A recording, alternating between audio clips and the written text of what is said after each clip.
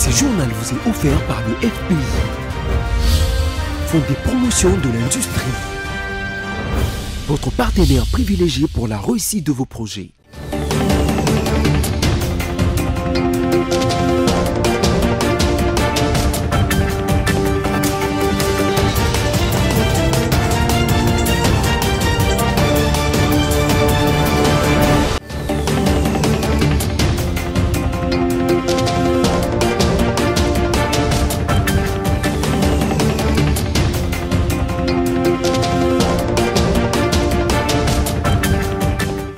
Bonsoir à tous et bienvenue dans cette édition du journal sur BC Télévision. Place au sommaire. Paul Kagame, président rwandais, a accepté de rencontrer son homologue Félix Tshisekedi au sujet de la crise dans l'Est de la République démocratique du Congo.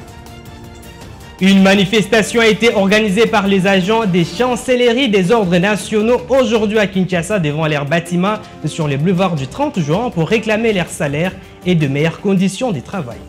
Et enfin en Haïti, le Premier ministre Ariel Henry finalement démissionné en pleine vague de violence des gangs dans ces pays des Caraïbes. Encore une fois, bienvenue dans ce journal si vous nous rejoignez.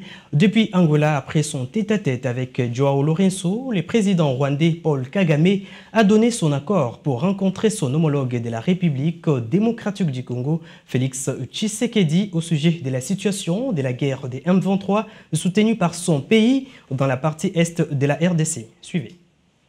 La situation dans l'est de la République démocratique du Congo fait toujours l'objet d'intenses tractations diplomatiques alors que sur les terrains, les affrontements s'intensifient entre les M23 soutenus par les Rwandais, selon l'Organisation des Nations Unies, et Kinshasa et les forces armées congolaises.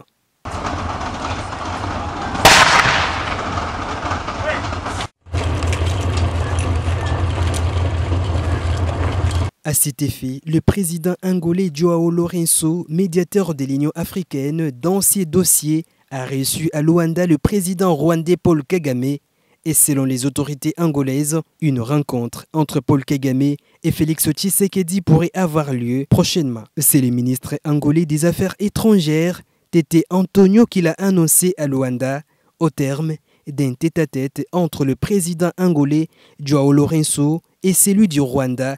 Je cite, « Il a été convenu que le président Kagame accepterait de rencontrer le président Tshisekedi à une date qui sera donnée par le médiateur », a-t-il affirmé, ajoutant que chaque partie doit encore travailler à cette étape. Notons que les deux présidents Félix Tshisekedi et Paul Kagame se sont rencontrés pour la dernière fois à Addis Abeba, en Éthiopie, le 16 février dernier, en marge d'un sommet des dirigeants de l'Union africaine, chapeauté par Lourenço.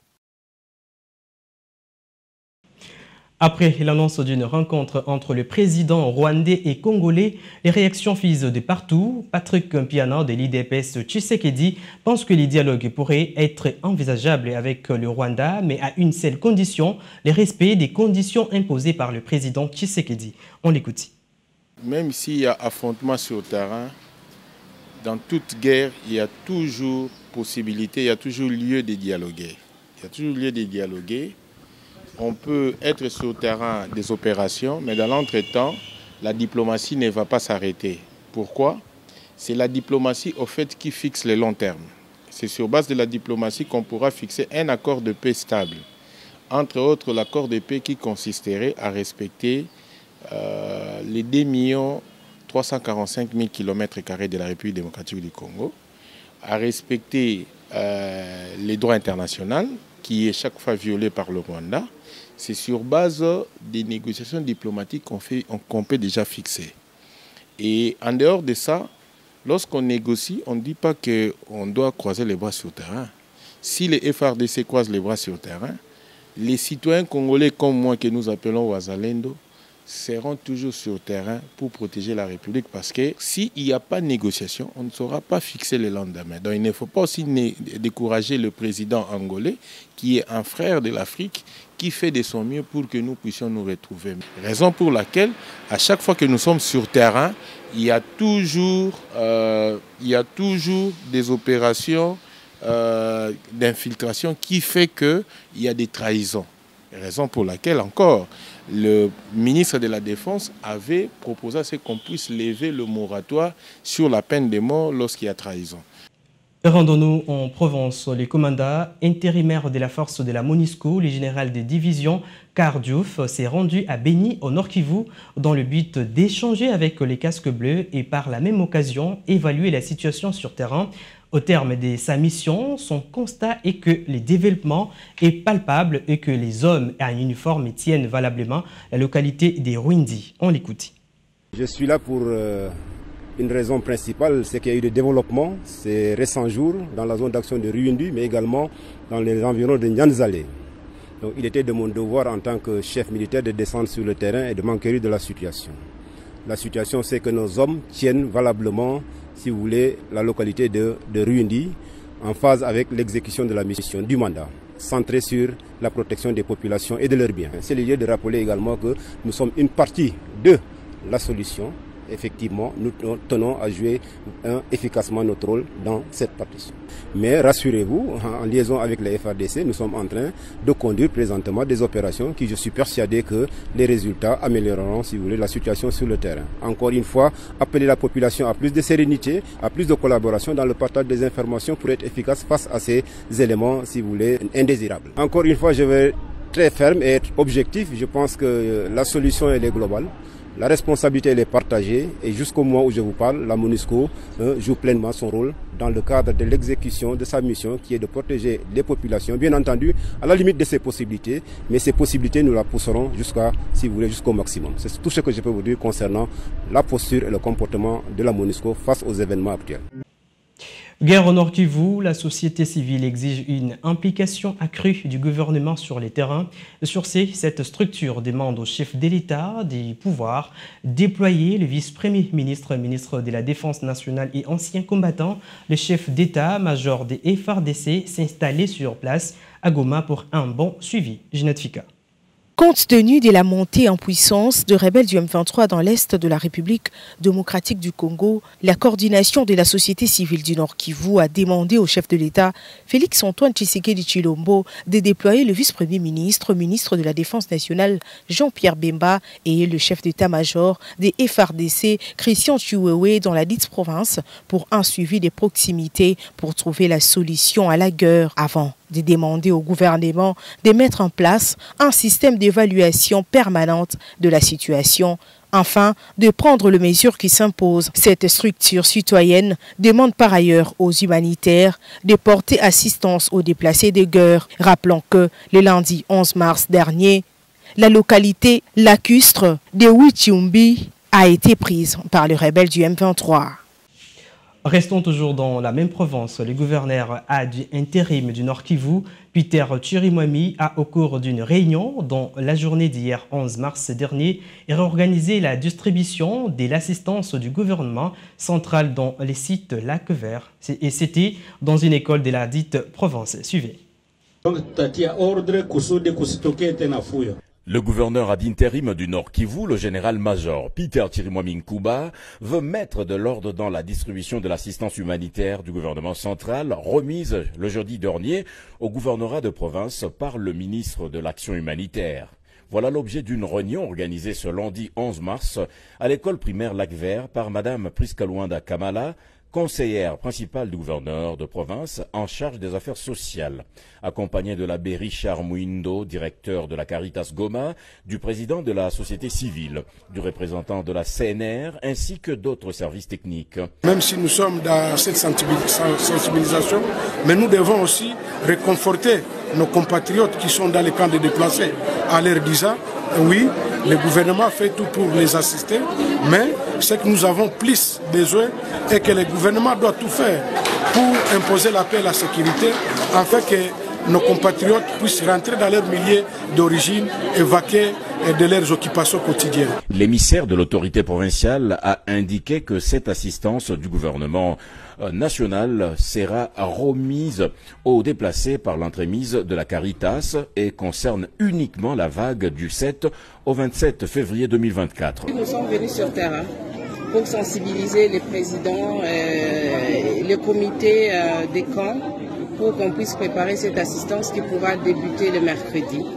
Parce que nous devons d'abord nous rassurer que les bénéficiaires auront des jetons et après cela, Caritas pourra commencer le travail des distributions de cette assistance nous laissée par le gouvernement central. Il faut noter que sont les déplacés de sites Lac Vert, Luchagala, Sebeka, Rego qui ont été sensibilisés sur la gestion rationnelle de l'assistance. Pour éviter les incidents de la fois dernière, l'assistance va être sécurisée par les éléments de l'ordre qui vont appuyer les agents de la Caritas Goma qui seront secondés par certains déplacés. Prenons cette information en bref. Dans un communiqué rendu public le lundi 11 mars 2024, la centrale électorale a fait une mise au point sur l'incendie déclaré le week-end dernier à son entrepôt central de Matadi. La CNI renseigne que, hormis les bâtiments, elle a occasionné plusieurs pertes, et notamment 476 dispositifs électroniques des votes et 4 groupes électrogènes. Notez que jusqu'à ce stade, l'origine de l'incendie n'est pas encore connue, a indiqué Bernardine Kitondo, secrétaire exécutif provincial de la CNI Congo Central. Cet incendie a commencé vers 18 h et les véhicules anti-incendie du port est arrivé autour des 21h30. Revenons à Kinshasa dans l'objectif d'inspection de l'évolution des travaux qui vont permettre au personnel de la DINACOP de travailler dans de meilleures conditions au profit des professionnels de la CRE. Le ministre de l'Enseignement primaire, secondaire et technique, Tony Mwaba Kazadi, a visité dans la journée du lundi 11 mars 2024 les chantiers du nouveau bâtiment. Ginette Fika revient. Le ministre de l'Enseignement primaire, secondaire et technique, le professeur Tony Mwaba Kazadi, a visité les travaux de construction du nouveau bâtiment de la Direction nationale de la DINACOP. C'est une visite effectuée pour suivre de près l'évolution des travaux de ces bâtiments qui permettra au personnel de ces services de travailler dans les conditions optimales au bénéfice des enseignants. Tony Mwaba Kazadi a fait savoir à la presse que, d'après les prévisions, c'est avant la fin de cette année 2024 que ces travaux prendront fin et a souligné en outre que c'est grâce aux frais de fonctionnement qui est mis à la disposition de cette direction, signalant que le ministre n'a pas visité seul ces chantiers, mais ils étaient accompagnés notamment du directeur national de la DINACOP. Je voulais annoncer au sommaire, les cadres et agents de la chancellerie des ordres nationaux ont manifesté ce mardi 12 mars 2024 devant leurs bâtiments sur les boulevards du 30 juin pour réclamer leurs salaires et de meilleures conditions de travail. Pour trouver des solutions, ces cadres et agents appellent à l'intervention du président de la République, Félix Tshisekedi. On les écoute au micro de Ginette Fika et Abel Kassongo. Excellence, Monsieur le Président de la République, nous sommes vos agents. Nous voulons attirer votre attention. Envoyez l'IGF, envoyez votre inspecteur général des finances qui vient de s'enquérir de qu'est-ce qu'on fait de cet argent-là annuellement. Nous ne voulons plus de cette cellule financière. L'administration réclame sa propre cellule financière comme dans les autres administrations de la République. Nous voulons notre comptable, nous voulons notre sous-gestionnaire, nous voulons notre contrôleur budgétaire.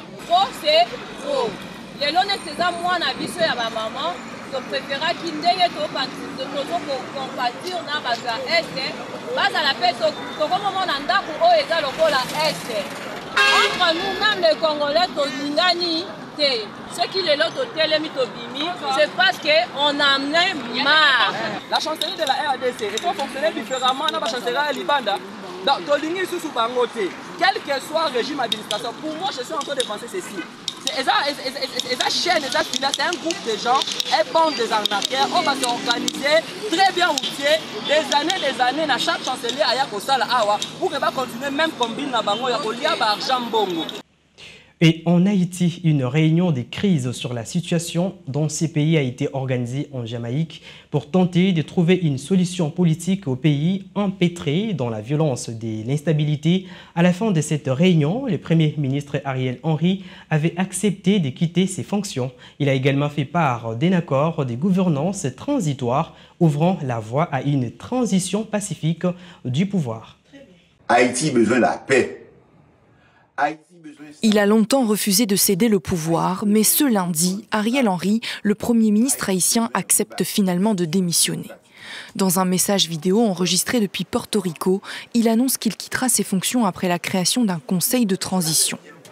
Un peu plus tôt, les dirigeants étrangers étaient réunis en Jamaïque à l'initiative de la communauté des Caraïbes pour tenter de trouver une solution à la crise politique.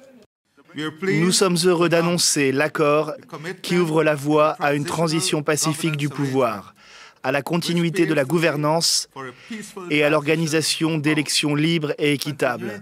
À cette fin, nous prenons acte de la démission du Premier ministre Ariel Henry, de la mise en place d'un conseil présidentiel de transition et de la nomination d'un Premier ministre intérimaire. Sans président ni parlement, Haïti n'a connu aucune élection depuis 2016. Et depuis, l'île est plongée dans le chaos. Des gangs, dont une partie réclamait la démission d'Ariel Henry, tout comme une partie de la population, affrontent depuis plusieurs semaines les forces de l'ordre. Face à une situation désormais hors de contrôle, Washington, présent à la réunion du CARICOM, continue de plaider pour le déploiement d'une force multinationale sur l'île. J'annonce aujourd'hui que les États-Unis doublent leur soutien à la mission internationale, la faisant passer de 100 millions à 200 millions de dollars. J'annonce également une aide humanitaire supplémentaire pour le peuple haïtien, pour la santé et la nourriture, de 33 millions de dollars. Mais en attendant, l'Union européenne a évacué l'intégralité du personnel de son ambassade à Port-au-Prince, contrôlée à 80% par les gangs. Pour la population, la situation humanitaire reste particulièrement précaire. Faute d'approvisionnement via des routes non sécurisées, la nourriture manque et les hôpitaux, ciblés par les gangs, ne fonctionnent pas normalement. Et en sport, après les taekwondo, c'est à présent le tour du karaté. Les athlètes congolais sont sans abri, faute des moyens, et ils réclament leurs primes auprès des autorités avant de regagner la capitale congolaise. Ces derniers se voient délaissés par le gouvernement congolais à travers le ministère du Sport. Vous le savez certainement qu'ils ont participé au 13e Jeux africains d'Accra. On les écoute. C'est frustrant, nous sommes frustrés. Peut-être parce qu'au cannabis, on a un moment où les andengénis, ma Bible qui mbonge qui est na banque, mbonge en banque qui tire le message tout de suite. Tu as la RDC, je rappelle ça bisoni sans frater parce que tu as la bouche en bon. Je laisse la parole. Merci beaucoup. Malheureusement, comme le coach a dit, il y en a tellement beaucoup. Nous sommes dans le regret total. Parce que nous sommes arrivés ici les premiers. Et avec quelle difficulté? Depuis qu'on est là, on a compétu parce que la fédération a signé le papier. Parce que le ministère a autorisé que la fédération puisse prendre des engagements pour qu'on puisse compétir. Parce qu'on avait des dettes que l'État congolais devait payer qui n'a pas payé. Et après, c'est là pour les équipements. On a encore fait la même chose. On n'avait pas des équipements. On a accepté tout ça. Et arrivé maintenant là, à un jour de notre retour à Kinshasa, on n'a rien en main. On nous demande de quitter d'abord le village, aller séjourner dans des hôtels où on ne connaît pas, dans des hôtels pendant qu'on n'a pas d'argent. Je me demande comment est-ce qu'on va quitter Accra pour arriver à l'aéroport. Oui, c'est vrai, il faut arriver à Kinshasa. Comment est-ce que cette équipe-là va quitter l'aéroport pour leur maison? On a des athlètes qui viennent de province. Comment est-ce qu'ils vont quitter Kinshasa pour retourner dans leur maison? Et puis on a des écoliers ici. Donc, c'est-à-dire on a besoin de notre argent. S'il n'y a pas d'argent, on ne quitte pas Accra. Oui. S'il n'y a pas d'argent. Ce journal est terminé. Place à présent au rappel des principaux titres. Vous l'avez suivi dans ce journal, Paul Kagame, président rwandais, a accepté de rencontrer son homologue Félix Tshisekedi au sujet de la crise dans l'Est de la République démocratique du Congo. Une manifestation a été organisée par les agents de la chancellerie des ordres nationaux aujourd'hui à Kinshasa devant leurs bâtiments sur les boulevards du 30 juin pour réclamer leurs salaires et de meilleures conditions de travail. Et enfin, en Haïti, le Premier ministre Ariel Henry a finalement démissionné en pleine vague des violences et des gangs dans ce pays des Caraïbes. Et ce journal est complètement terminé. Merci de votre fidélité. Au revoir et à la prochaine.